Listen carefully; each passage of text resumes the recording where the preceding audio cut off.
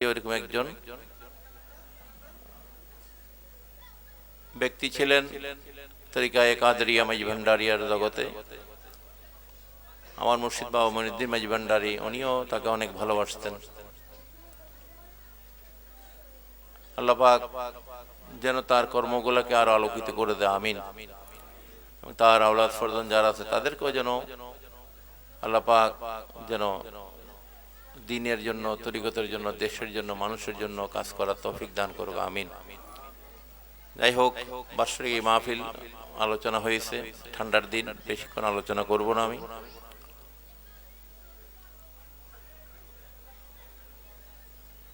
বিশেষ করে আল্লাহ রাব্বুল আলামিন পাক কোরআন শরীফে আমাদেরকে যে নির্দেশনাগুলো দিয়েছেন, কিছু নিষেধ দিয়েছেন,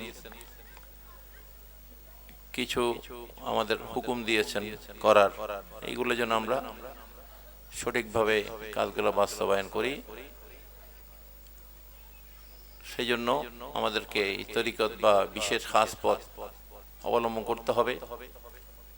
এই আত্মশুদ্ধির মাধ্যমেই আমাদেরকে আমাদের আমলগুলো যেন আল্লাহ দরবারে কবুল হয়। নামাজ পড়লে এটা কবুল হচ্ছে কিনা এটার কোনো গ্যারান্টি নেই। মানুষের নামাজের মধ্যে গেলে মনের দুনিয়ার খেয়াল চলে আসে, এইটাই হচ্ছে রোগ মানুষের। এই কলবের মধ্যে রোগ যদি হয় তাহলে আপনার একনিষ্ঠতা থাকবে না, একাগ্রতা থাকবে না, কোন ইবাদতের মধ্যে আপনার মনটা নির্দিষ্ট থাকবে না। এই জন্য আল্লাহ রাসূল সাল্লাল্লাহু আলাইহি ওয়াসাল্লাম আমাদেরকে এই বিশেষ পথ, এই যে তরিকতের একটা পথ, ইলমে তাসাউফের একটা পথ দিয়ে গেছেন, আলহামদুলিল্লাহ বলেন। যে পথে যদি আমরা সন্ধান করে যদি আসতে পারি তাহলে আমাদের অন্তরের মধ্যে যে কলব জায়গাটা আছে সেটা পরিশুদ্ধতার গ্যারান্টি পাওয়া যায়। আল্লাহ পাক কোরআনও ইরশাদ করেছেন, কাদ আফলাহা মান যাক্কাহা ওয়া কাদ খাবা মান দাসসাহা। আল্লাহ পাক কোরআনে বলছেন, সেই সফল যার কলব পরিশুদ্ধ, ওই ব্যক্তি সফল, দুনিয়াতেও সফল, আখিরাতেও সফল। আল্লাহ যাকে সফল বলবে শুধু দুনিয়ার জন্য না, তাকে আখিরাতের জন্য সফলতা দেবে, আলহামদুলিল্লাহ বলেন। এবং সেই ব্যর্থ হবে যার কলব খারাপি দ্বারা পরিপূর্ণ। এই যে নামাজ আল্লাহ আমাদেরকে দিয়েছে, এটা কেন দিয়েছে? ওযুর ব্যবস্থা, পবিত্রতা, এটা তো বাহ্যিক পবিত্রতা, অন্তরের একটা পবিত্রতা আছে, সেটাও আমাদেরকে আদায় করতে হবে। বাহিরে ওযুর মাধ্যমে আমরা যে পবিত্রতা হাসিল করি, অন্তরের একটা পবিত্রতা আমাদের লাগবে কিনা? নামাজে দাঁড়াইলে যত উযুই করি, নামাজে দাঁড়াইলে আমাদের কি থাকবে না? মন ঠিক থাকবে না। কোথায় কে কোন দিকে যায়, দোকানে কে আসছে, বাড়িতে কি অবস্থা, জোতাগুলো আসেনি, এই খেয়াল আমাদের চলে যায়। বিভিন্ন খেয়ালে মানুষের নামাজে দাঁড়াইলে মন চলে যায়। এই 5-10 মিনিটের সময়ের জন্য আমরা মনকে স্থির করতে পারি না, ঠিক কিনা? অন্য সময় কিন্তু এত কথা মনে আসে না, নামাজে দাঁড়াইলেই সব মনে আসে, ঠিক কিনা? তো এটা মানে কি? এটা মানে আমাদের অন্তরে, কলবের মধ্যে রোগ হয়ে গেছে, যে রোগের কারণে সেখানে ময়লা হইলে যেরকম মাছি যাইয়া বসে, মাছি যাইয়া বসে না ময়লা জায়গায়, তেমনি শয়তানও যাইয়া সেখানে বসার জায়গা পায়। শয়তানের ওয়াসওয়াসা করার সে ক্ষেত্র পেয়ে যায়। এই কলব জায়গাটা যদি পরিশুদ্ধ না হয়, তো এটা হাতে, মাজনে, সাবানে, ভিম পাউডারে কোনো পরিষ্কার করার কোনো সুযোগ নেই। এটা একটা অনুশীলন, একটা খেয়াল, এটা আমাদের আনতে হবে, যেটার মাধ্যমে এই কলব জায়গাটা পরিশুদ্ধ হয়। এটা হচ্ছে ইলমে তাসাউফের শিক্ষা, ইহসান। যার মধ্যে শিক্ষাটা আসবে তার অন্তরের মধ্যে ইহসান থাকবে, আলহামদুলিল্লাহ বলেন। তার অন্তরে মায়া মমতা থাকবে, ভালোবাসা থাকবে, হাইওয়ানিয়ত থাকবে না। সেই ইনসানে কামেল, ইনসানিয়ত তার অন্তরে থাকবে। এই যে আল্লাহ রাব্বুল আলামিন মানব জাতিকে আশরাফুল মাখলুকাত, সমস্ত সৃষ্টির ভিতর থেকে সর্বশ্রেষ্ঠ করে পাঠিয়েছেন, সুবহানাল্লাহ বলেন। আজকে আমাদের মধ্যে সেই মায়া মমতা, ভালোবাসা, আল্লাহর ভয়, খৌফ, আখিরাতের ভয়, এগুলা আমাদের মধ্যে থেকে চলে গেছে, ঠিক কিনা? যে কোনো কাজ করতে গেলে আমাদের ভয় থাকে না, জবাবদিহিতার ভয় থাকে না। মব জাস্টিস বলেন, মানুষের ঘর লুটপাট করা বলেন, মানুষ হত্যা করা বলেন, মানুষ এখন হাইওয়ানিয়াত, হাইওয়ান থেকেও খারাপ হয়ে গেছে, ঠিক কিনা?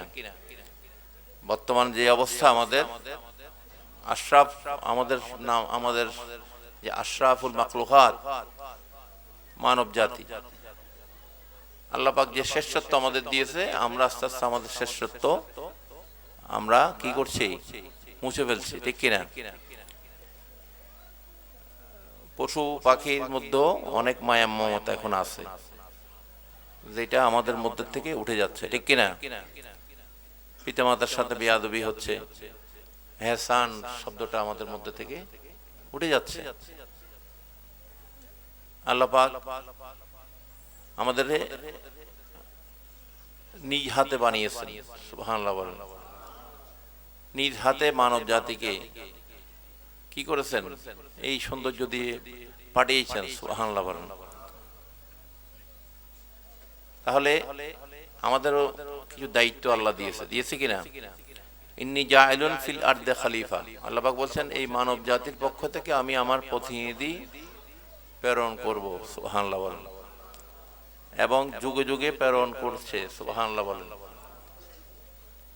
উনি তো আর পশু পাখির থেকে ওনার প্রতিনিধি দেয়নি, ফেরেশতার থেকে উনি ওনার প্রতিনিধি দেয়নি, জিনের থেকে ওনার প্রতিনিধি দেয়নি, উনি শুধু মানব জাতির থেকে ওনার প্রতিনিধি নিযুক্ত করেছেন, সুবহানাল্লাহ বলেন।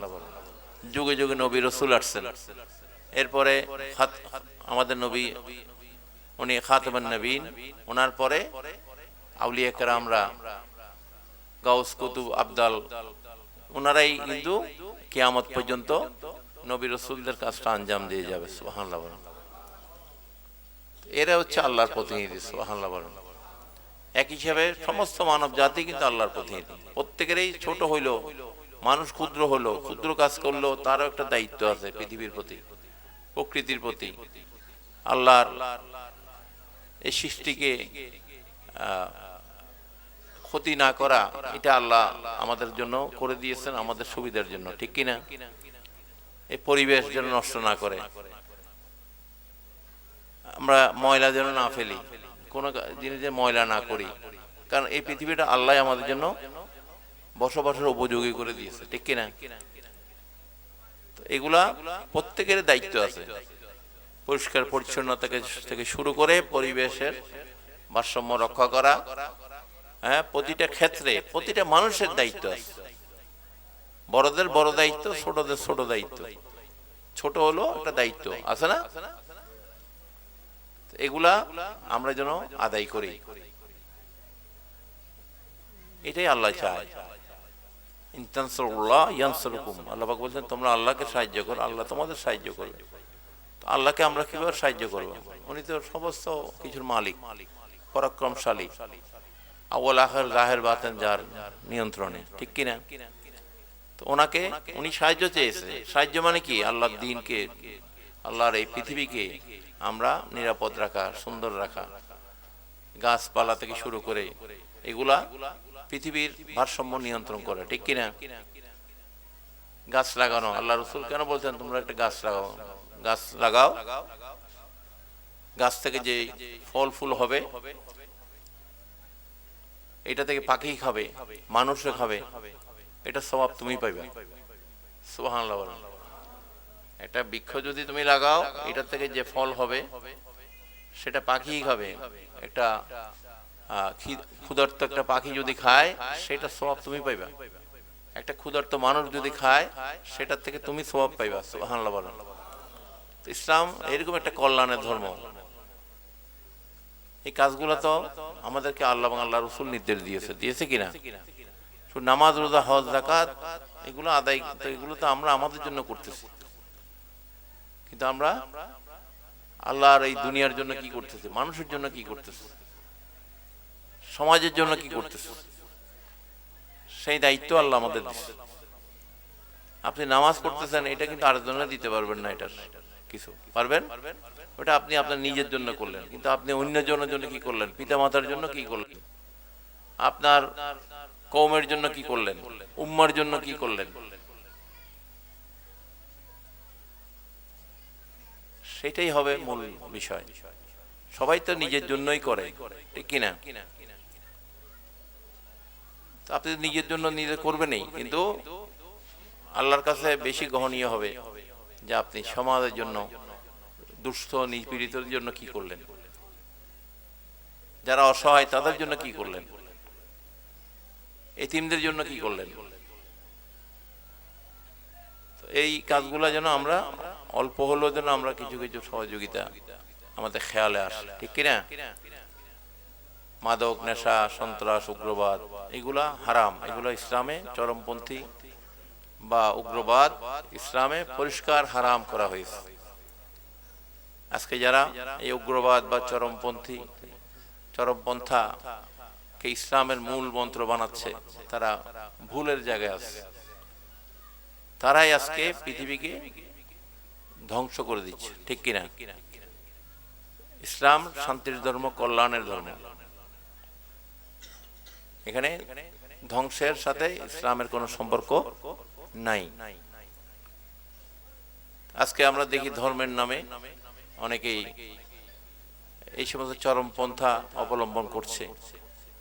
ধর্মের নামে তারা উগ্রবাদ প্রচার করছে, যারা ধর্মের নামে মসজিদে আগুন দিচ্ছে, ধর্মের নামে মন্দির ভাঙচুর করছে, ধর্মের নাম দিয়ে মাজার শরীফ গুলাতে আক্রমণ করতেছে, ধর্মের নাম দিয়ে যেখানে সম্প্রীতির শিক্ষা দেওয়া হয়, ইলমে তাসাউফের শিক্ষা দেওয়া হয়, সাম্যের শিক্ষা দেওয়া হয়। ইসলাম সর্বশ্রেষ্ঠ সাম্যের ধর্ম, সাম্যবাদীদের ধর্ম। যেখান থেকে এগুলো শিক্ষা দেওয়া হয় সেই জায়গাগুলোতে তারা আক্রমণ করতেছে, লুটপাট করতেছে, জিনিসপত্র চুরি করে নিয়ে যাচ্ছে। একজন ইমানদার কি লুটপাট করতে পারে? আরেকজনের সম্পদ হরণ করতে পারে? হ্যাঁ, বাড়িঘরের টিন চুরি করতে পারে? গরু ছাগল লুট করে নিয়ে দিতে পারে? এই জাহিরিয়াতকে দমন করার জন্য তো আল্লাহ রসুল দুনিয়াতে আসছে, ঠিক কিনা? আসার আগে পৃথিবীর অবস্থা ওইরকম ছিল। কথায় কথায় মানুষকে হত্যা করত, লুটপাট করত, মানুষের ক্ষতি করত। এই কারণেই আল্লাহ পাক এই 1450 বছর আগে ওনার হাবিবকে দুনিয়াতে প্রেরণ করেছিলেন, এই অন্ধকারকে আলোকিত করার জন্য, ঠিক কিনা? আজকে ওনার ধর্মকে ব্যবহার করে, ধর্মের নাম করে যারা আবার সেই জাহিলিয়াতকে প্রতিষ্ঠিত করতে চায়,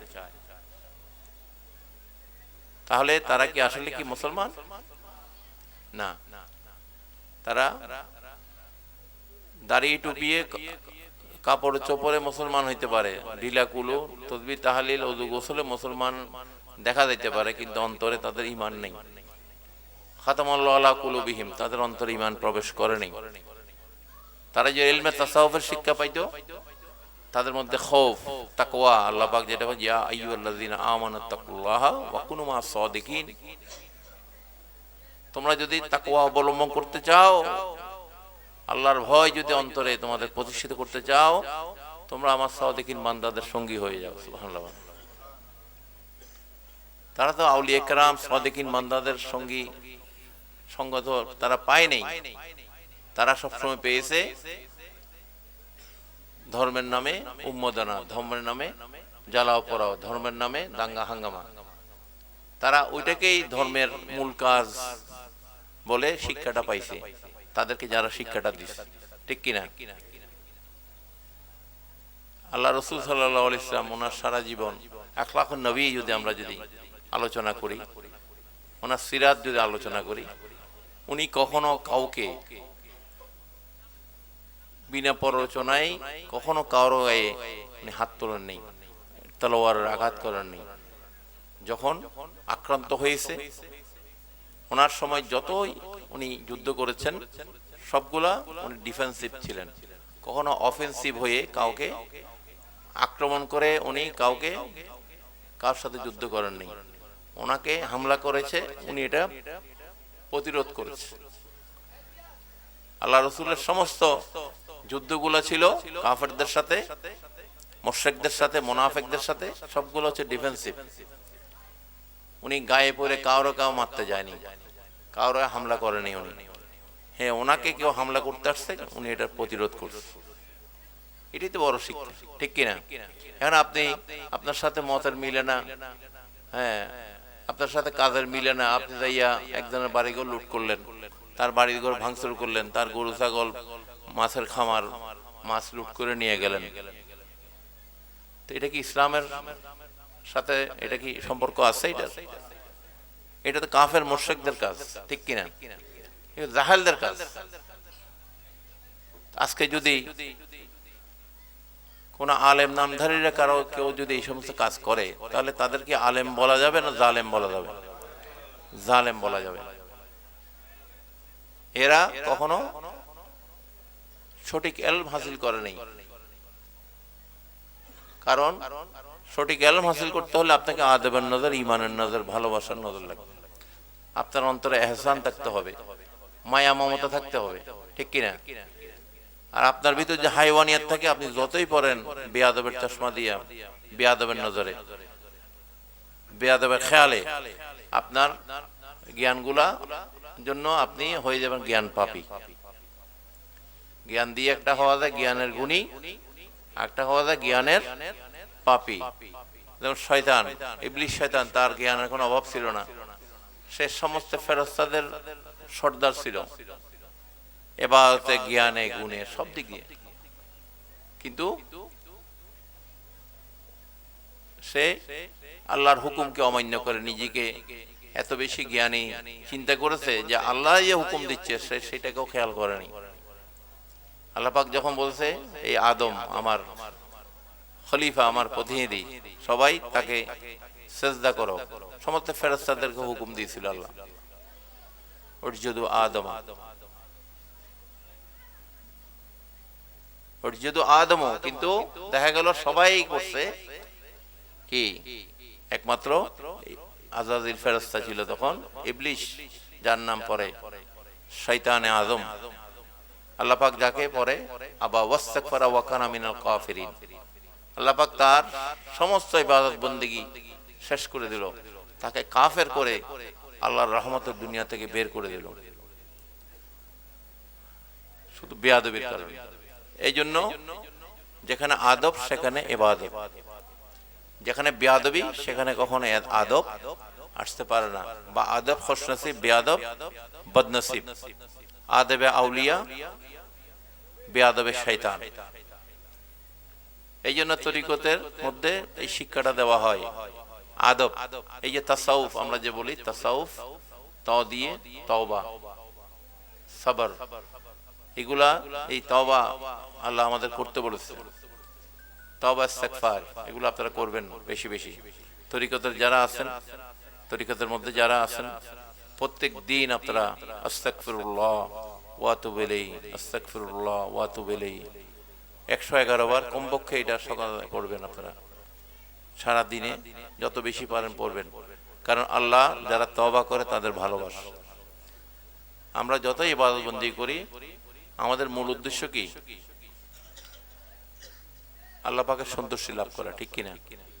হ্যাঁ, উনি যদি সন্তুষ্ট না হয়, আপনি সারা জীবন পড়লেও কোনো লাভ হবে না। লাভ হবে আল্লাহ যদি দয়া না করে আপনাকে, আল্লাহ যদি আপনার প্রতি দয়াবান না হয়, তাহলে আপনার কোনো ইবাদত বন্দেগী আল্লাহর কাছে পৌঁছবে না।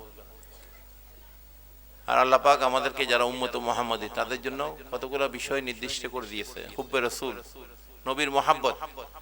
যতক্ষণ পর্যন্ত আপনার অন্তরে নবীর মুহাব্বত পয়দা করবেন না, ততক্ষণ পর্যন্ত আল্লাহর কোনো সন্তুষ্টি আপনার উপর আসবে না। আপনি মোনাজাত করলেন, নবীর প্রতি ওই মোনাজাতে কোনো দোয়া, মোনাজাতের মধ্যে কোনো নবীর দরুদ নেই, সেই মোনাজাত আল্লাহর দরবারে পৌঁছবে না, সেটা মাঝপথে ঝুলে থাকবে। কোথায় ঝুলে থাকবে? মাঝপথে। এটা আল্লাহর আরশ পর্যন্ত আল্লাহর কাছে যাওয়ার কোনো সুযোগ নাই। এই জন্য হুব্বে রাসূল সাল্লাল্লাহু আলাইহি ওয়াসাল্লাম মিনাল ঈমান। আল্লাহ পাক আমাদেরকে বলেছে তোমরা নবীকে সর্বোচ্চ সম্মানে সম্মানিত করো। ওনার সর্বোচ্চ প্রশংসা করো, সুবহানাল্লাহ বলেন। ওয়া রাফা'না লাকা যিকরাক, উনি বলছে আমি আমার নবীর জিকিরকে আমি আল্লাহ বাড়িয়ে দিয়েছি, সুবহানাল্লাহ বলেন। আমরা এই জন্য দরুদ শরীফ পড়ি। অনেকের এই জন্য চেহারা কালো হয়ে যায় দরুদ শরীফ পড়লে। তারা মানুষ যেন নবীর দরুদ না পড়ে, নবীর প্রশংসা না করে, তারা এটাকে বেদাতের ফতোয়া দেয়, নাউজুবিল্লাহ বলেন। তারা বলে এটা নতুন আবিষ্কার। আবার কেউ কেউ না পারতে বলে শুধু দরুদ ইব্রাহিম পড়া যাবে। দরুদ ইব্রাহিম কেন? আমার নবীর দরুদ অসংখ্য দরুদ আছে, সুবহানাল্লাহ বলেন। কারণ নবীর দরুদ মানে নবীর প্রশংসা। নবীর দরুদ মানে কি? নবীর প্রশংসা, ওনার বেলায়েতের প্রশংসা। এটা বাড়িয়ে দিয়েছে কে? আল্লাহ বাড়াইছে, সুবহানাল্লাহ বলেন। এটা কি একটার মধ্যে সীমাবদ্ধ থাকতে পারে? আল্লাহর প্রশংসা যেরকম অসীম, নবীর প্রশংসা আল্লাহ এরকম অসীম করে দিয়েছে, সুবহানাল্লাহ বলেন। এই জন্য নবীর প্রেমিক আশেক যারা, তারা হাজার হাজার দরুদ নবীর শানে, বিভিন্ন পীর মাশায়েখরা, ইমামরা, ওনারা নবীর প্রশংসা করে গেছে, সুবহানাল্লাহ বলেন। নিজে থেকে নবীর দরুদের প্রশংসা ওনারা বানিয়ে গেছে, আলহামদুলিল্লাহ বলেন। প্রশংসা কার? নবীর, সুবহানাল্লাহ বলেন।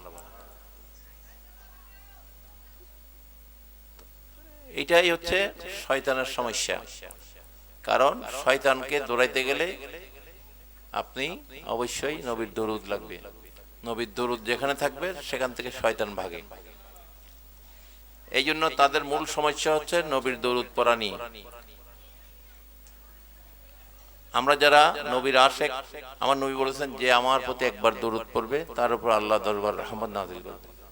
যে আমার প্রতি বেশি বেশি দরুদ পড়েছে হাসরের ময়দানে হাউজে কাউসারের নিকট সে আমাকে পেয়ে যাবে। এই বুখারী শরীফের হাদিস। তা আমরা কি চাই না? হ্যাঁ, আমরা সেই কঠিন সময়ে কবরে, হাসরে, মিজানে, পুলসিরাতে একমাত্র যিনি থাকবেন আপনার আমার সাথে, দুনিয়াতে যে যার ভালোবাসা নিয়ে থাকবে, আল্লাহ রাসূল বলেছে হাসরের ময়দানে সে তাকেই পাবে, সুবহানাল্লাহ বলেন। দুনিয়াতে শয়তানগুলার কথাই যদি শুনে থাকেন, ওই শয়তানগুলার সাথে, দুশমনের রাসূলগুলোর সাথে আপনার জায়গা হবে।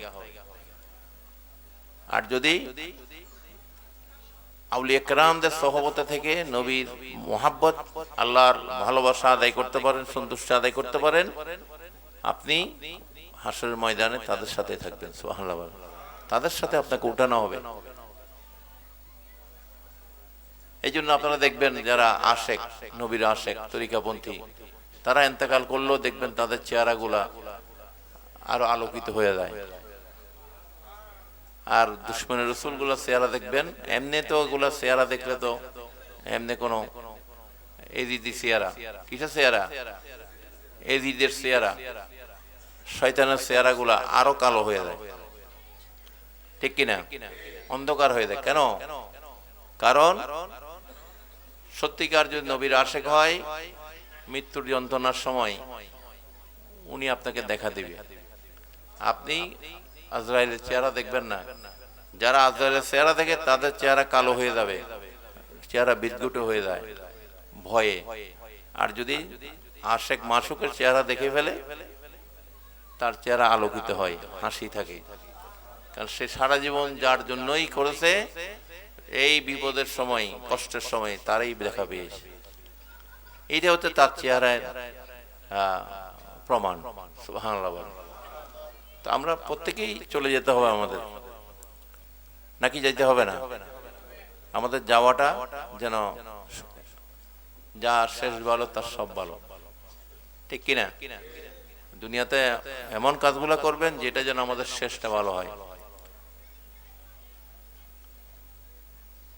নামাজ, রোজা, হজ, যাকাত, এগুলো আমল আমাদের অবশ্যই করতে হবে। এগুলো ফরজ একটা মুসলমানের জন্য, এটা বেসিক। এর বাইরেও কিন্তু আমাদের আরো ওজিফা আছে, দরুদ শরীফের তালিম আছে, ফজিলত আছে, যেগুলোতে তওবা আছে, আল্লাহ তওবাকারীকে ভালোবাসে। তওবা করবেন বেশি বেশি, সবর এখতিয়ার করবেন। সবরের অনেক নিয়ামত, এগুলো একজন তাসাউফপন্থীর মধ্যে, তরিকাপন্থীর মধ্যে এই গুণগুলো থাকতে হবে। শরীয়তেরও কাজ থাকতে হবে এবং নিগুড় তথ্য, মিনহাজ, যেটাকে আল্লাহ কোরআনে বলেছে, লিকুল্লি জাআলনা মিনকুম শারাওয়াতাও ওয়া মিনহাজা। আল্লাহ পাক বলছে প্রত্যেকের জন্য আমি দুইটা পথ দিয়ে দিয়েছি। সুবহানাল্লাহ বলেন। প্রত্যেক মানুষের জন্য একটা হচ্ছে শারাওয়াতাও, শরীয়তের পথ দিছি। এই যে আমরা কাপড় পরলাম, এটা কিন্তু শরীয়তের অন্তর্ভুক্ত। আপনি যে উলঙ্গ থাকেন, এটা শরীয়ত, আপনি কি করলেন? আপনি শরীয়তকে খণ্ডন করলেন, শরীয়ত মানলেন না। এইরকম শরীয়তের বিভিন্ন বিষয়গুলো আছে, পায়রবি করতে হবে। শরীয়তের পায়রবি ছাড়া তরিকতপন্থী হওয়া যায় না, এটা আমার মুর্শিদের কথা।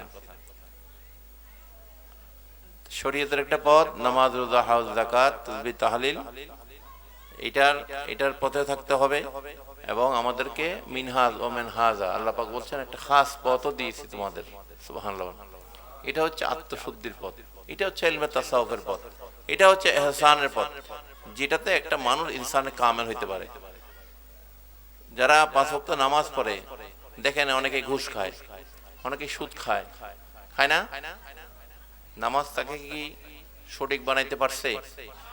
হ্যাঁ, এই সচিবালয়ে যেগুলা ঘুষ খায়, সচিবরা থেকে শুরু করে প্রত্যেকটা টেবিলে, এগুলো একজনও কিন্তু 1 ওয়াক্ত নামাজ কাজা করে না। দেখবেন মসজিদ ভর্তি থাকে, সচিবালয়ের মসজিদ। ঘুষের টাকা নিয়ে আসলে বলেন একটু বসেন, আমি নামাজটা পড়ে আসি।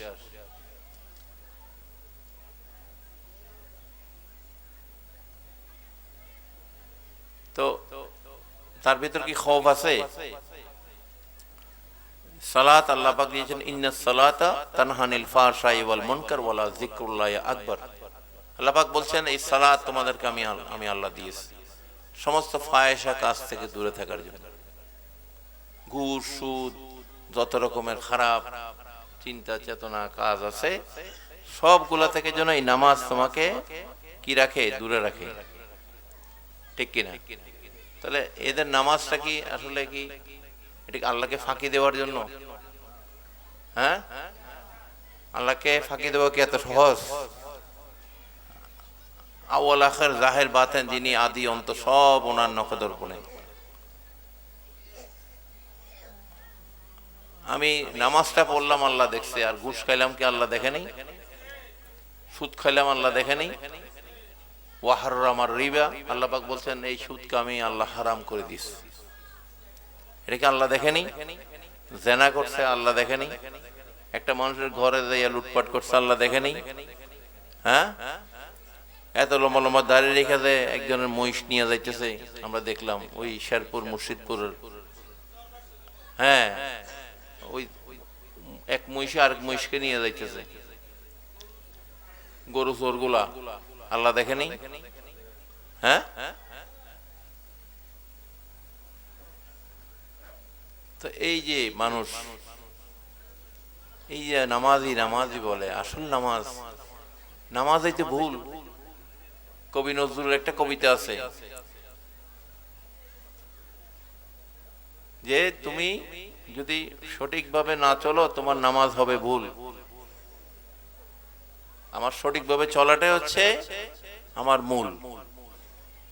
আমার হাত, আমার জবান থেকে আরেকজন মুসলমান যেন নিরাপদ থাকে। আল্লাহ রাসূল বলেছে তাকেই মুসলমান বলা যাবে যার জবান এবং হাত থেকে আরেকজন মুসলমান যদি নিরাপদ থাকে, সেই মুসলমান। সুবহানাল্লাহ।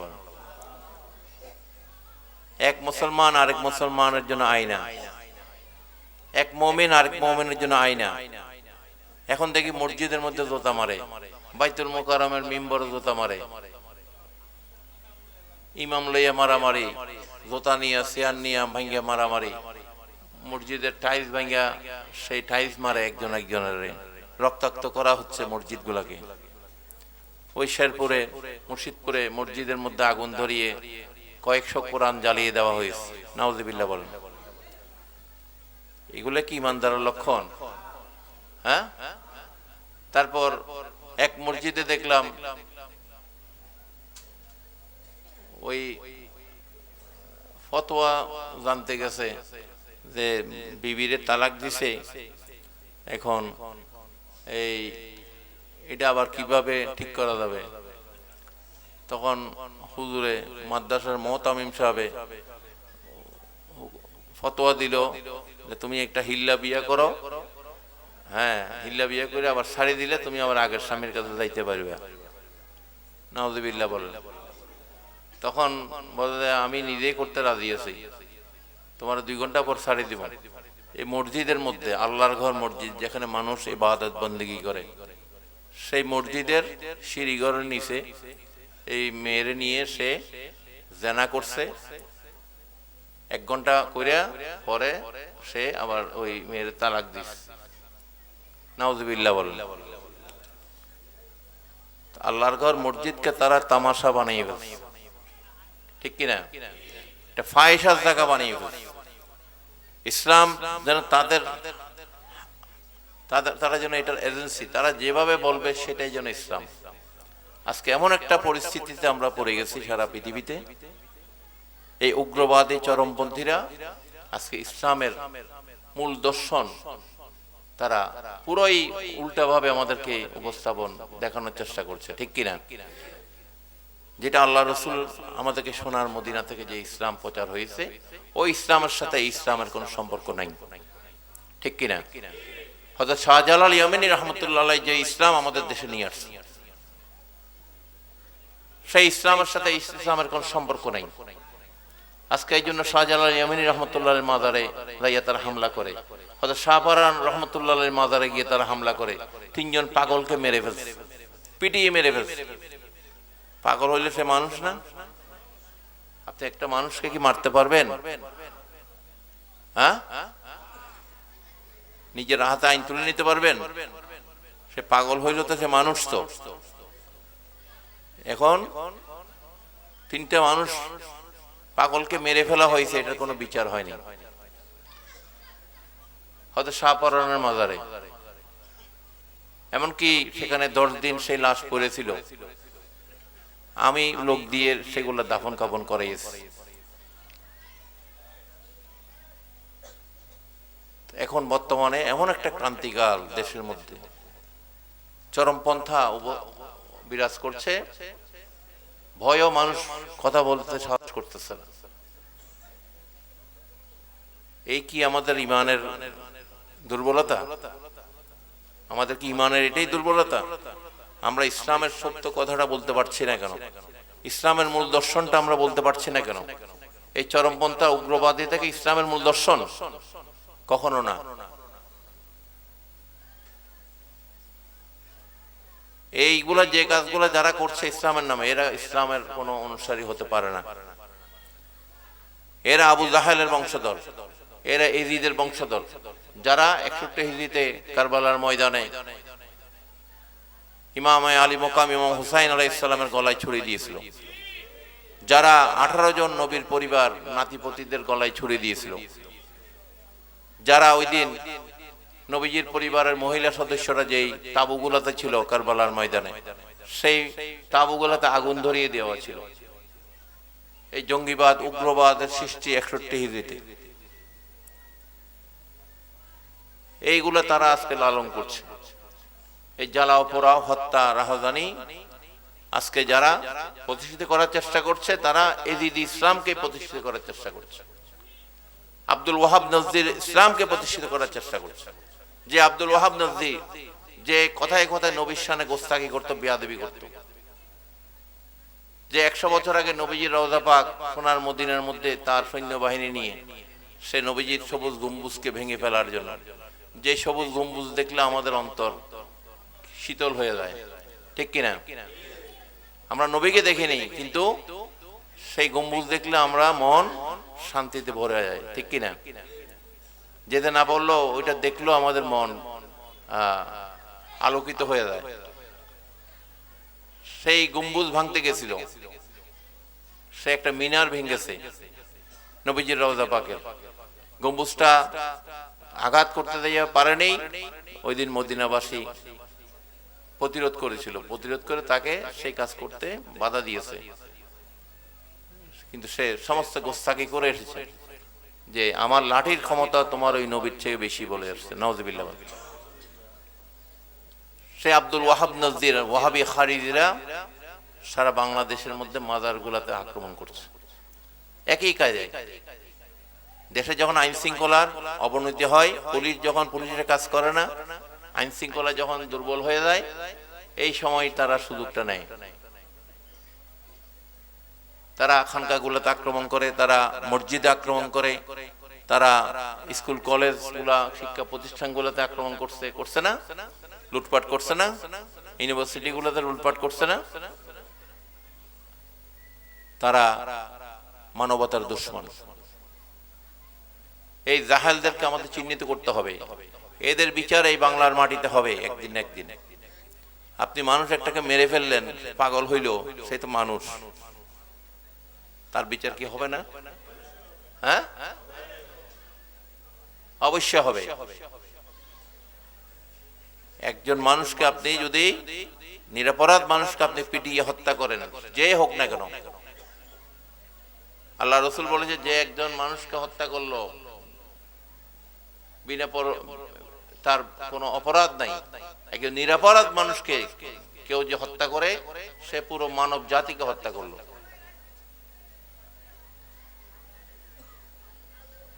মক্কা বিজয়ের সময় যদিও বা নবীর সাথে যারা ছিল মক্কাবাসী, যারা মক্কা ত্যাগ করতে হয়েছিল, তারা অনেক নির্যাতিত হয়েছিল মক্কার কাফেরদের হাতে, বাড়িঘর লুট হয়েছে, অনেকেই শহীদ হয়েছে। কিন্তু আল্লাহ রাসূল ঘোষণা দিলেন, তোমরা কেউ আজকে কোন মক্কাবাসীর ঘরের দরজায় টোকা দিতে পারবে না। মারধর করা তো দূরের কথা, লুটপাট করা তো দূরের কথা, হত্যা করা তো দূরের কথা, সমস্ত মক্কার লোকজন নিরাপদ থাকবে আজকে। নো রিভেঞ্জ, আজকে কোনো প্রতিশোধ নেওয়ার দিন না। তোমরা কেউ কাউকে আঘাত করতে পারবে না। এটার নাম ইসলাম। আমরা কোন ইসলামে আছি? এজিদের ইসলাম প্রশ্নই আসলে। ইমাম হোসাইন নিজে শাহাদাত বরণ করেছে, নিজের জীবন দিয়ে দিয়েছে এই পৃথিবীতে যেন এজিদের ইসলাম প্রতিষ্ঠিত না হয়। ওনার নানা জানে যে মদিনার ইসলাম সেটা যেন টিকে থাকে, এই জন্য উনি এজিদের হাতে হাত দিয়ে বায়াত হয়নি, এজিদের বর্ষতা স্বীকার করেনি। যদি বর্ষতা স্বীকার করতো তাহলে আমরা সবাই এজিদ ইসলামের ধারক বাহক হয়ে যেত। ওনার এই আত্মত্যাগ আমাদের প্রেরণা, ঠিক কিনা? আমাদেরকে জেগে উঠতে হবে এই চরমপন্থা, জঙ্গিবাদী, এই সমস্ত জাহেলদের বিরুদ্ধে, যারা ধর্মের নামে মানুষ হত্যা করছে, ধর্মের নামে মসজিদে আগুন দিচ্ছে। ও দেখেন আরেক মাঠের মধ্যে মাঠ লইয়া মারামারি হচ্ছে, কততে লোক মারা গেছে আল্লাহ আলম। এখন তো ওই আগের সরকারের এরকম সব ছাপাই রাখতো, এখনো একই অবস্থা আছে।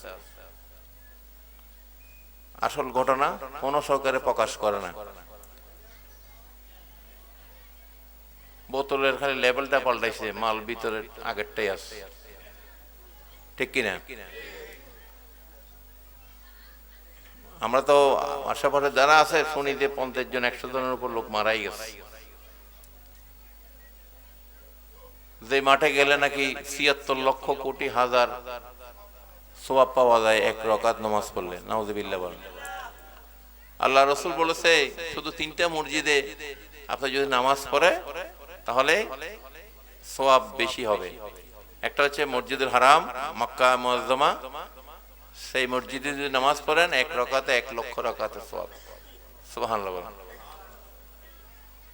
মসজিদে নববী যেখানে নবী শায়িত আছেন সেখানে যদি পড়ে 1 রাকাতে 50,000 রাকাতের সওয়াব পাবে, সুবহানাল্লাহ বলেন। আর মসজিদুল আকসা যেটা ফিলিস্তিনের জমিনে, যেটা ইহুদিরা দখল করার জন্য ফিলিস্তিনে হামলা করতেছে, সেই মসজিদুল আকসা যেটা সমস্ত নবী রাসূলদের ইবাদতগাহ ছিল এবং আমাদের জন্য মুসলমানদের জন্য প্রাথমিক যুগে সেদিকে কিবলা ছিল। আমার নবীও সেই দিকে কেবলা করে নামাজ পড়ছে। এক সময় নবীর খেয়ালের কারণে মক্কার দিকে আমাদের কেবলা হয়ে গেছে। সুবহানাল্লাহ, আল্লাহ পাক সেটা কবুল করে নিছে। তাহলে এই তিনটা মসজিদের আপনি যদি নামাজ পড়েন তাহলে সংখ্যা বাড়বে। আর পৃথিবীর কোন মসজিদে এক রাকাতে দুই রাকাত হবে না, ময়দানে তো দূরের কথা। কি বললেন? এক রাকাতে দুই রাকাত সওয়াব কোন মসজিদে পড়লে হবে না। আল্লাহ রাসূল শুধু তিনটা মসজিদের কথা বলে গেছে। আর ওই ময়দানে নাকি নামাজ পড়লে ৭৬ লক্ষ হাজার কোটি এক রাকাতে পাওয়া যায়। এগুলো বললে মানুষ দৌড় দেয়। মানুষ তো খালি সওয়াব দরকার, গাট্টি বেড়ে খালি সওয়াব আনবো। এই গাট্টির কারণে তো আজকে অবস্থা। সওয়াব বেশি হইলে যেটা হয় কি সওয়াব, আমরা কি আল্লাহর সন্তুষ্টি দরকার না সওয়াব দরকার? হ্যাঁ, সওয়াব দিয়ে কি করবেন? মালিক যদি আপনার না হয় সওয়াবে কোনো ফায়দা হবে কি? হ্যাঁ, সওয়াবের কোনো দরকার নাই। যদি মালিক যদি আমার প্রতি দয়াবান না হয়, আল্লাহ রাসূল যদি আমার প্রতি সন্তুষ্ট না হয়, ঠিক কিনা? আমরা তো এই ইবাদত বন্দি করি কার সন্তুষ্টির জন্য? আল্লাহর সন্তুষ্টির জন্য। মানুষ হত্যা করে আমরা আমার মতাদর্শ মানতেই হবে, আরেকজনের মতাদর্শ আমি এখানে হইতে দেব না। আমরা যারা সুফি তরিকা বন্দি আছে, আমরা কি কোনোদিন কি কোনো এই যে আমাদের বিপরীত যে মতাদর্শ আছে, আমরা কি আপনাদেরকে কোনোদিন কি বলছি তাদেরকে কোনো প্রোগ্রাম করতে দিবে না? তাদের প্রোগ্রাম বাধা দিবে?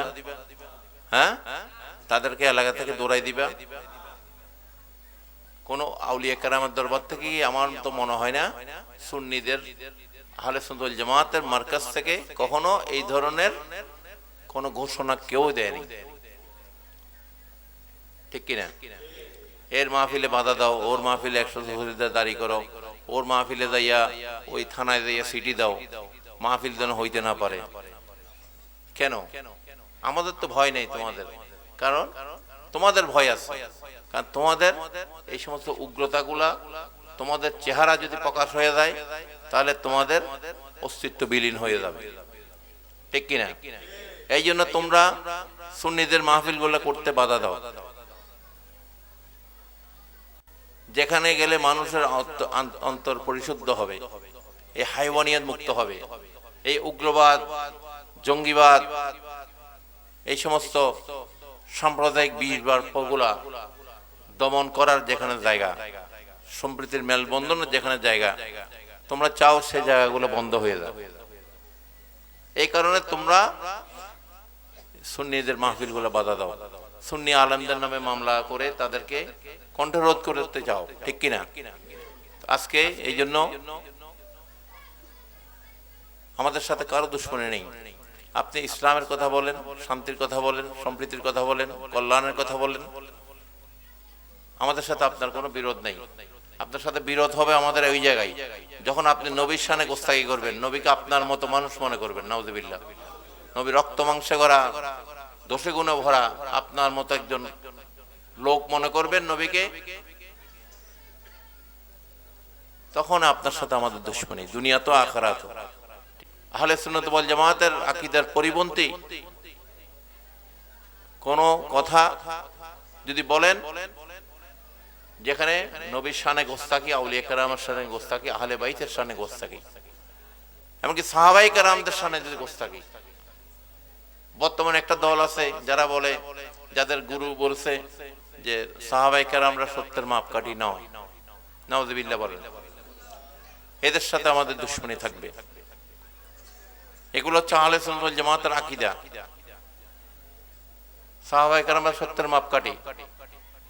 আহলুল বাইত যারা নবীর পরিবার, তারা নূহ আলাইহিস সালামের কিস্তির মতো, যেটা আল্লাহ রাসূল বলে গেছে, যারা এই আহলুল বাইতকে ধরে থাকবে তারা নূহ আলাইহিস সালামের কিস্তিতে উঠে যারা নিরাপদ হয়েছিল তারাও নিরাপদ থাকবে। সুবহানাল্লাহ।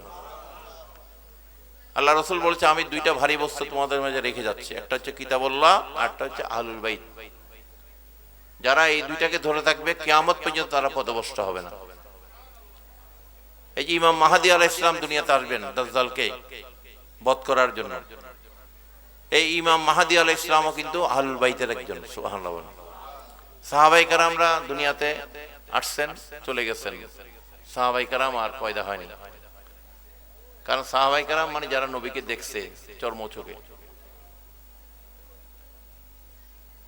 তাদের একটা সময় তারা চলে গেছে। তাবেঈন তারাও যারা সাহাবীদেরকে দেখছে তারাও উম্মতের মধ্যে শ্রেষ্ঠ, তারাও এক সময় দুনিয়া থেকে বিদায় হয়েছে। তাবেঈন তারাও যারা তাবেঈনদের দেখছে তারাও উম্মতের মধ্যে শ্রেষ্ঠ, তারাও দুনিয়া থেকে চলে গেছে। তাহলে আল্লাহ রাসূল বলেছে দুইটা ভারী বস্তু রেখে গেলাম।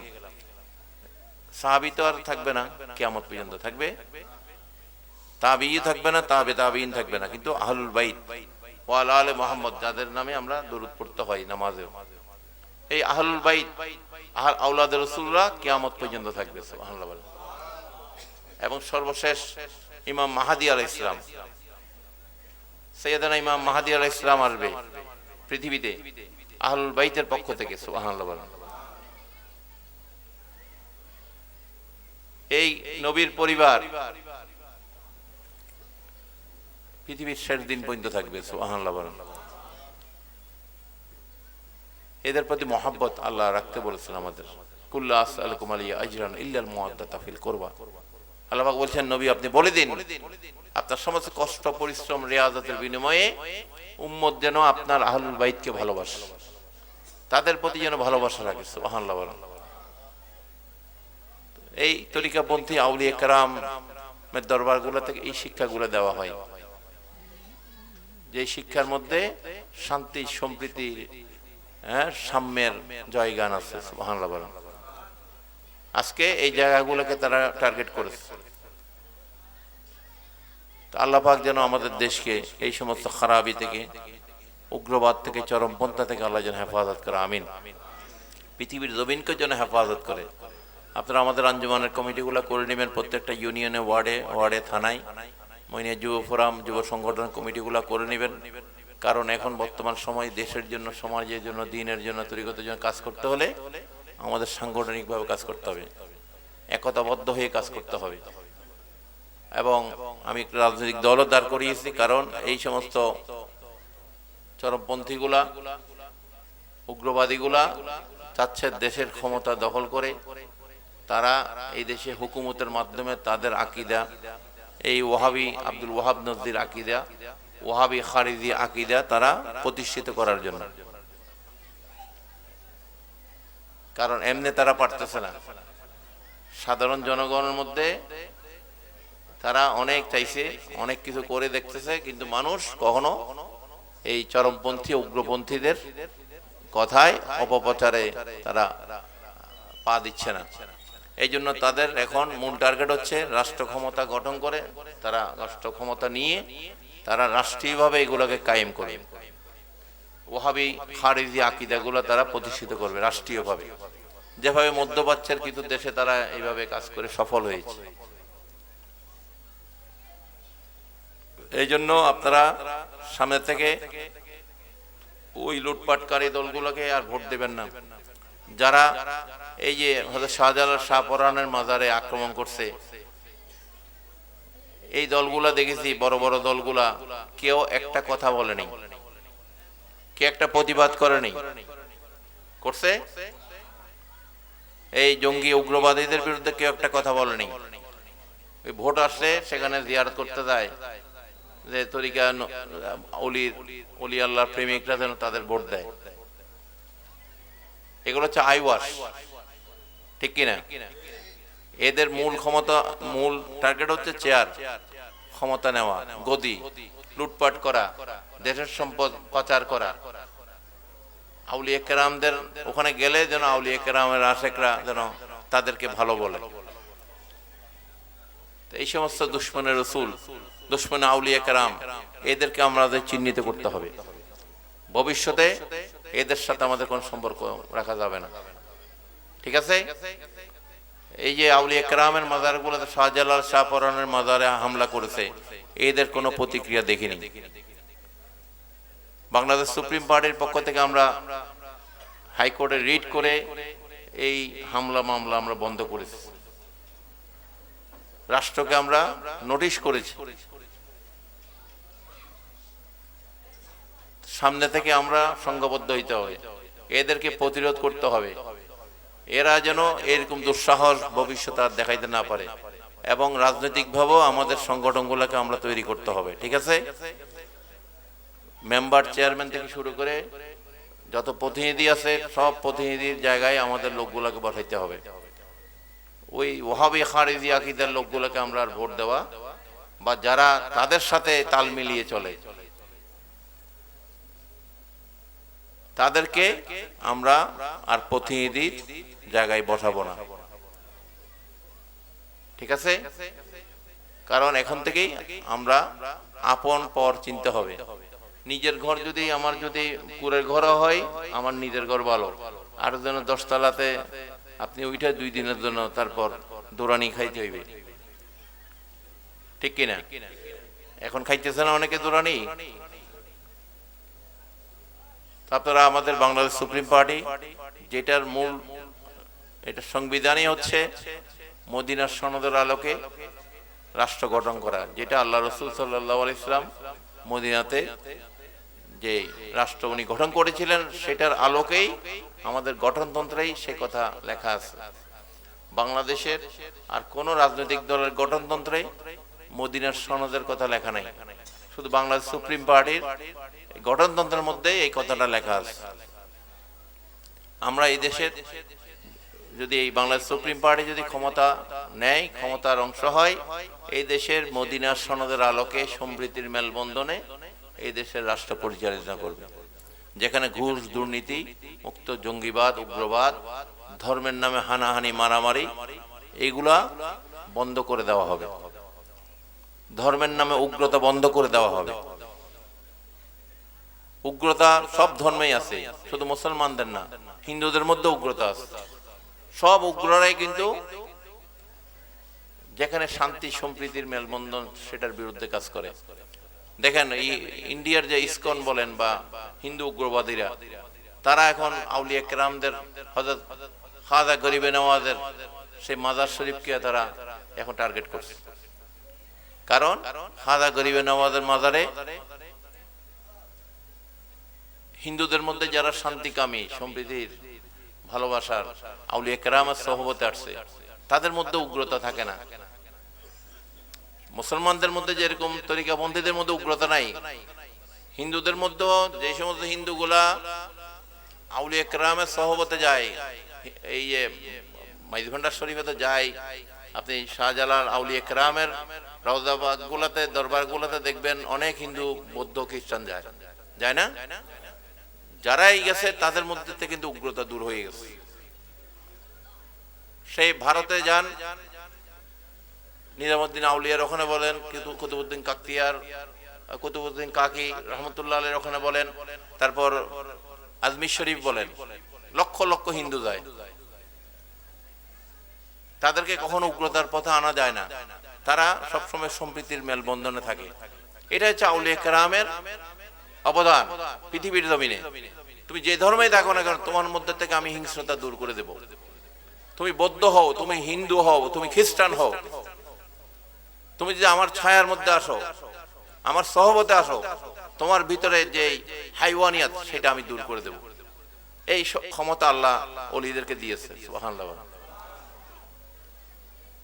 যে কারণে আউলিয়া কেরামের দরবারগুলা উগ্রবাদীদের জন্য আতঙ্ক। এই জন্য এই ভারতের উগ্রবাদীরাও হযরত খাজা গরিবে নওয়াজের মাজার সেটা তারা ভাঙচুর করতে চায়। তারা বলতে চায় এখানে নাকি 900 বছর আগে মন্দির ছিল, নাউযুবিল্লাহ বলেন। তারা ওই মাজার ভেঙে সেখানে মন্দির বানাবে। এটা মানে কি? খাজা গরিবে নওয়াজের মাজার শরীফ বন্ধ করে দেওয়া। মানুষ যে আসে এখান থেকে, যে মানুষ সম্প্রীতির শিক্ষা নিয়ে যায়, শান্তির বাণী নিয়ে যায়, সেটা বন্ধ করে দেওয়া। তো সমস্ত উগ্রবাদীরা সব শিয়ালের কিন্তু এক ডাক, সব শিয়ালের ডাক একটা। এই জন্য শান্তিবাদী সম্প্রীতির মেলবন্ধনে যারা যে যে ধর্মেরই থাকুন না কেন একসাথে হয়ে এই উগ্রবাদীদেরকে আমাদের মোকাবেলা করতে হবে। সেটা হিন্দু হোক, বৌদ্ধ হোক, খ্রিস্টান হোক, মুসলমান হোক। কারণ উগ্রবাদীরা কখনো ধর্মের অনুসারী হইতে পারে না। যার মধ্যে উগ্রবাদ থাকে সে কখনো ধর্মের লোক না। কারণ তার মধ্যে যদি অধর্ম জন্ম নেয় সে কখনো ধার্মিক হয় না, ঠিক কিনা? তা আউলিয়া কেরামের দরবার থেকে আমাদেরকে এই শিক্ষায় দেওয়া হয়, আপনারা প্রত্যেকে এইভাবে কাজ করবেন, আমাদের সংগঠনগুলোকে মজবুত করবেন। বিশেষ করে বাংলা সুপ্রিম পার্টির সমস্ত তরিকার লোক, সমস্ত আহলে সুন্নাত ওয়াল জামাতের সমস্ত হিন্দু, বৌদ্ধ, খ্রিস্টান, যত ধর্মের, শুধু দেশদ্রোহী এবং দুশমনের রাসূল ব্যতীত সবাই এই সংগঠনে আসতে পারবে। এই সংগঠনকে আপনারা মজবুত করবেন দেশের পক্ষে। এই দেশের স্বাধীনতা, সার্বভৌমতা রক্ষায় আমাদেরকে কি জাগ্রত থাকতে হবে, ঠিক কিনা? দেশকে নিয়ে আন্তর্জাতিক ষড়যন্ত্র হচ্ছে, এই দেশকে ভাগাভাগি করার ষড়যন্ত্র হচ্ছে। 30 লক্ষ শহীদ এই বিজয়ের মাস ডিসেম্বর রক্ত দিয়েছে, 2 লক্ষ মা বোনের ইজ্জত দিয়েছে। যে স্বাধীনতা আমরা লাভ করছি সেই স্বাধীনতা কে অস্বীকার করা হচ্ছে, সেই স্বাধীনতাকে ছোট করার চেষ্টা করা হচ্ছে। বা যাদের অবদান এই স্বাধীনতার পক্ষে তাদেরকে অবমূল্যায়ন করা হচ্ছে। এগুলা কখন একটা দেশের জন্য শুভ লক্ষণ নয়। দেশকে ভাগাভাগি করার চেষ্টা হচ্ছে আন্তর্জাতিক ষড়যন্ত্রের। আল্লাহ পাক যেন আমাদের দেশকে হেফাজত করে, আমিন।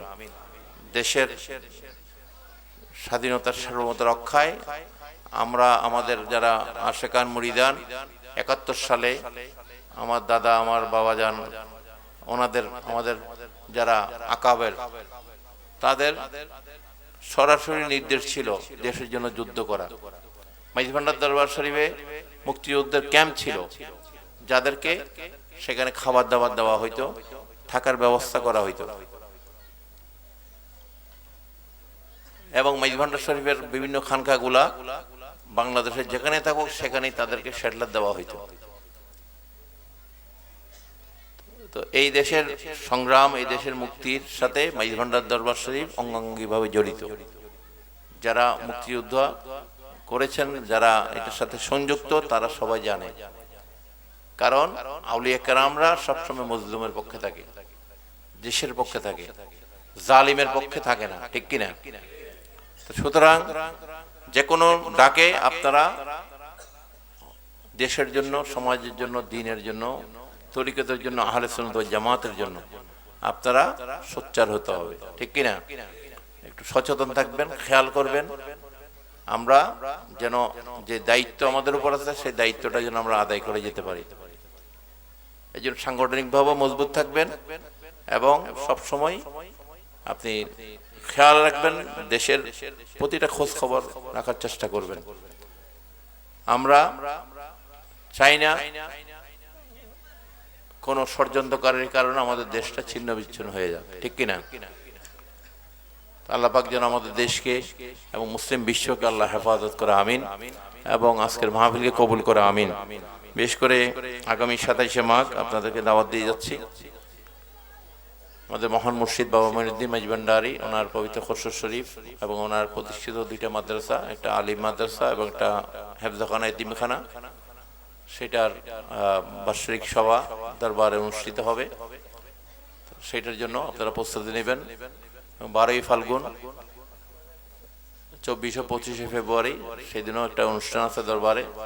2টা অনুষ্ঠানে দাওয়াত দিয়ে যাচ্ছে আপনাদের। এবং আপনারা বিশেষ করে খলিফাবৃন্দ যারা আছেন তারা আমাদের সাথে যোগাযোগ করবেন, কোন এলাকা থেকে কাফেলা কারা কারা যাবে, বা আঞ্জুমানের যারা নেতৃবৃন্দ আছেন, কমিটি, তারা আপনারা যোগাযোগ করবেন যেন সুন্দরভাবে যেই তারিখে নির্ধারিত আপনাদের ডেট থাকে সেই তারিখে যেন আপনারা যেতে পারেন। সেটা আপনারা যোগাযোগ করেই আপনারা ইনশাআল্লাহ তাআলা দরবারে হাজির হবেন।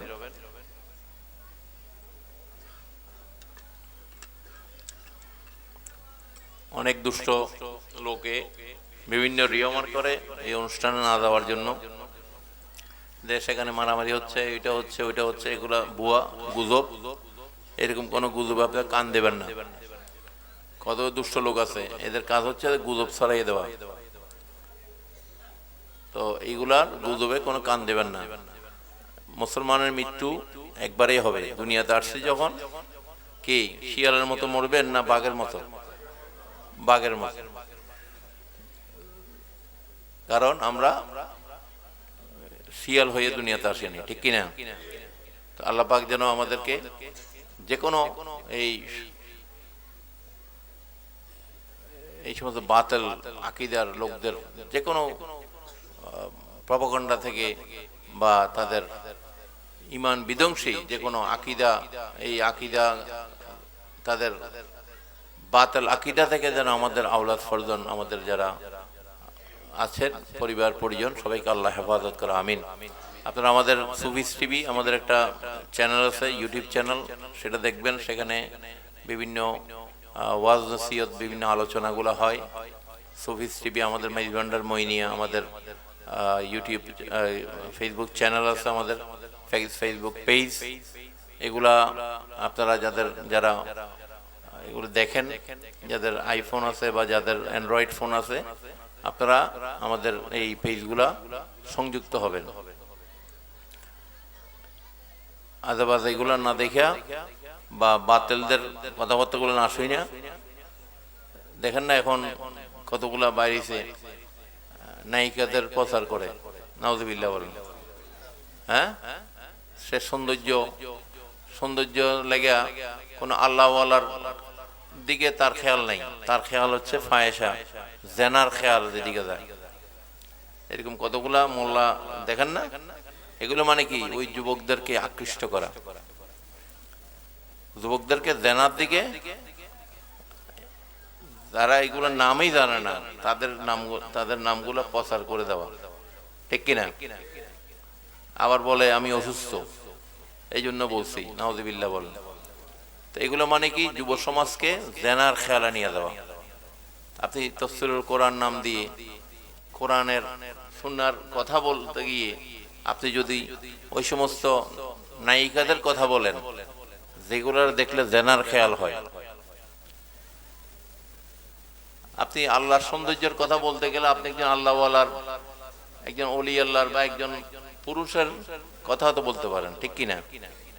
একজন আল্লাহওয়ালার চেহারার কথা বলতে পারেন, যে আল্লাহ পাক দেখেন মানুষকে কত সুন্দর করে বানাইছে। আপনার ওই জেনার খেয়াল কেন যাবে? যেখানে যেদিকে দেখলে মানুষ জেনার খেয়ালে চলে আসে।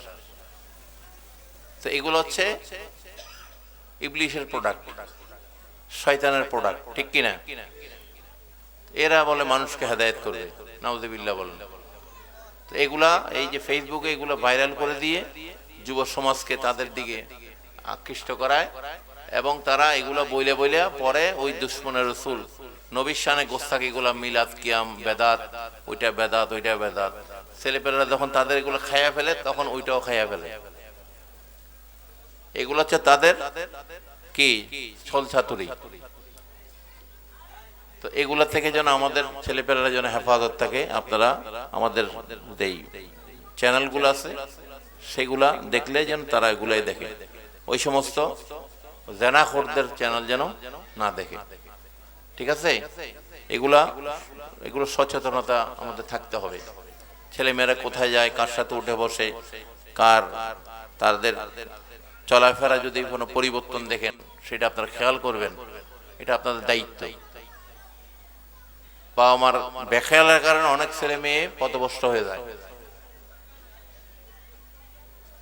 এগুলো প্রত্যেকেই যার ছেলে মেয়েদেরকে ছোটবেলা থেকে আদব কায়দা শিখাবেন, দুরূদ সালাম শিখাবেন, সালাম দেওয়া, মানবিক গুণাবলীগুলা, মানুষের উপকার করা, এগুলা বাচ্চাদেরকে আপনারা শিখাইতে হবে। স্কুলের স্যাররা বা মসজিদ মাদ্রাসার হুজুররা এই মানবিকতার কোনো ক্লাস তাদের কাছে নাই। তারা ঘন্টা পড়লে ওই বইয়ের কদ্দুর পড়াইয়া জায়গা, একটা মানুষকে মানুষ হইতে হইলে তার যে গুণাবলী দরকার, ম্যানার যেটাকে বলা হয়, সেগুলা বাবা মাকে শিক্ষা দিতে হবে। জাপানে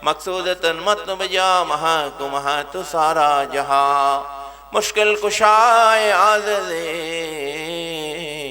मौला मेरे फरियाद सुन अस्सलाम नूर चश्मे अंबिया अस्सलाम बादशाह औलिया बल्ले कर या रब मोहम्मद मुस्तफ़ा के वास्ते सैयदे कौनैन शाह अंबिया के वास्ते या इलाहिल आलमीन ये अर्ज़ हो मेरे कबूल अस्तज़बहा ज़ादवाए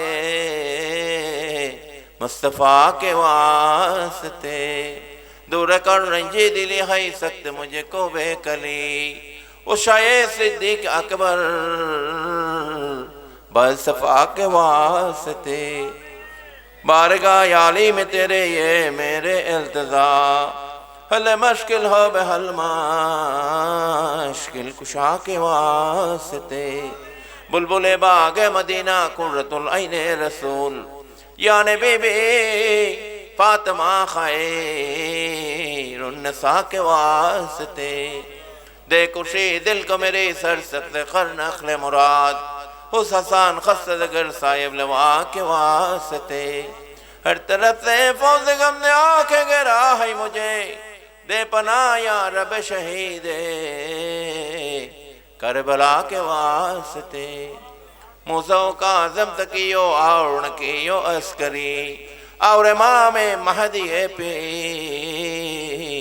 रे खुदा के वास्ते या इलाही सब उठा ले दर्द अंध हो कबोज उधर गौसल आज़म पिराने पीर दस्तगीर महबूब सुभानी कुतुब रब्बानी शेख सैयद मीर माहिउद्दीन अब्दुल कादिर जिलानी रहनुमा के वास्ते हज़रत दाता गंज बख्श अली हज़बरी रहमतुल्लाह अलैह रहनुमा के वास्ते हज़रत ख्वाजा ख्वाजगान सुल्तान हिंद गरीब नवाज मईनुद्दीन चिश्ती संजुरी रहमतुल्लाह अलैह रहनुमा के वास्ते हज़रत गौसल आज़म शाह अहमदुल्लाह मज भंडारी गौसल आज़म शाह गुलामुर रहमान बाव भंडारी गौस ज़मान सैयदना अबुल बशर मज भंडारी गौसल वरा सैयदना मौलाना मुर्शदना बाबा मईनुद्दीन अहमद रसानी मज भंडारी रहनुमा के वास्ते औलाद रसूल पीरो मुर्शिद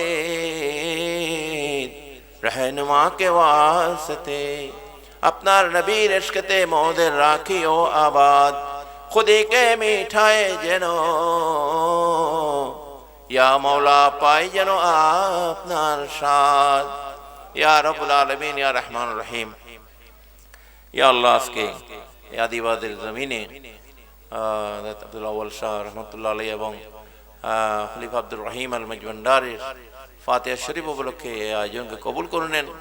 ইয়া আল্লাহ প্রত্যেকের তওবা কবুল করে নেন, প্রত্যেকের অপরাধ ক্ষমা করে দেন, প্রত্যেকের পরিবারের পরিজনের অপরাধ ক্ষমা করে দেন, প্রত্যেকের পিতামাতার অপরাধ ক্ষমা করে দেন। ইয়া আল্লাহ আসমানি জমিনি বালা মুসিবত থেকে জিন ইনসানের বদনজর থেকে আযাব গজব মহামারী খারাপি থেকে আল্লাহ আমাদের হেফাজত করুন, বিমারি থেকে আল্লাহ আমাদের হেফাজত করুন। অনেক অনেক বিমারি নিয়ে হাজির রয়েছে আল্লাহ আপনার রহমানি নামের সিবত আল্লাহ বিমারি থেকে মুক্তি দান করুন। প্রত্যেকের রিজিকের মধ্যে বরকত বাড়িয়ে দিন মালিক, প্রত্যেক হায়াতের মধ্যে বরকত বাড়িয়ে দিন। প্রবাস অনেকের মুরব্বীরা আওলাদ ফরজনরা আছে, কামাই রুজি আকামা বিভিন্ন সমস্যা আল্লাহ সমস্যাগুলো দূর করে দেন। কামাই রুজির বরকত নিয়ে দেশে আসার ব্যবস্থা করে দেন তাদের। ইয়া আল্লাহ তাদের পরিবার পরিজন দেশে আছে আল্লাহ তাদেরকে মাহফুজ রাখুন। ছেলেমেয়েরা পরীক্ষা পড়ালেখা করছে আল্লাহ ইলম হাসিল করার তৌফিক আদায়াত করুন। মাদক নেশা সন্ত্রাস উগ্রবাদ জঙ্গিবাদ সমস্ত হারাম কাজগুলা ফাহিশা কাজগুলা থেকে আল্লাহ আমাদের আওলাদ ফরজনদেরকে আল্লাহ হেফাজত করুন। প্রত্যেকে যার যার পিতা মাতার খেদমত করার তৌফিক আদায়াত করুন। ইয়া আল্লাহ আদব কায়দা আমাদের সন্তানদের মধ্যে আল্লাহ পয়দা করে দেন। ইয়া আল্লাহ ইহসান পয়দা করে দেন, এহতেরাম পয়দা করে দেন। ইয়া আল্লাহ হিংস্রতা দূর করে দেন, হাইওয়ানিয়াত আমাদের অন্তর থেকে দূর করে দেন। আমাদের কলকে আপনার নূর দ্বারা নূরে আলোকিত করে দেন। ইয়া আল্লাহ আপনার হাবিবের দিদার সাফায়াত নসিব করে দেন। আমাদের নামাজ কবুল করে নেন, রুকু সিজদা জিকির আজকার তাসবিহ তাহলিল কবুল করে নেন। আপনার আমাদের কলবকে আপনার নূর দ্বারা নূরে আলোকিত করে দেন। ইয়া আল্লাহ খাস করে ইয়া আল্লাহ ফাতিহা খানি ইয়া আল্লাহ আপনার হাবিবের সোনার মদিনার মধ্যে আল্লাহ বকশিশ করে দেন। সমস্ত আহলে বাইতে রাসূলদের দরবারে সমস্ত সাহাবায়ে কেরাম আজমাইন তাবিঈন তাবে তাবিঈন আইম্মায়ে মুজতাহিদিন আউলিয়া কেরাম বুজুর্গানে দ্বীন ইয়া আল্লাহ মাযহাবের ইমামদের সমস্ত তরিকতের শাইখদের ইমামদের ইয়া আল্লাহ রওজা পাক আল্লাহ বকশিশ করে দেন। গাউসুল আজম মাইজ ভান্ডারী বাবা ভান্ডারী কেবলা আলম মুর্শিদ বাবা মঈনুদ্দিন মাইজ ভান্ডারী রওজা পাক আল্লাহ বকশিশ করে দেন। খাস করে আল্লাহ, ইয়া আল্লাহ, খাস করে যাদের স্মরণে আজকের অনুষ্ঠান, আল্লাহ তাদের রুহের মাগফিরাত কামনা করছি, আল্লাহ তাদের জান্নাত আল্লাহ নসিব করে দেন। তাদের পরিবার পরিজনকে আল্লাহ দ্বীনের তরিকতে আহলে সুন্নাত ওয়াল জামাতের মাযহাবের ইয়া আল্লাহ দেশের খেদমতে কবুল করে নেন। ইয়া আল্লাহ, এই মনোম এলাকা আপনি কবুল করে নেন।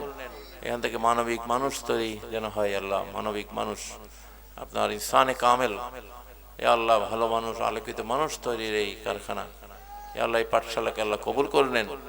তরিকতের এই এই এই এই প্রতিষ্ঠানকে আপনি কবুল করে নেন।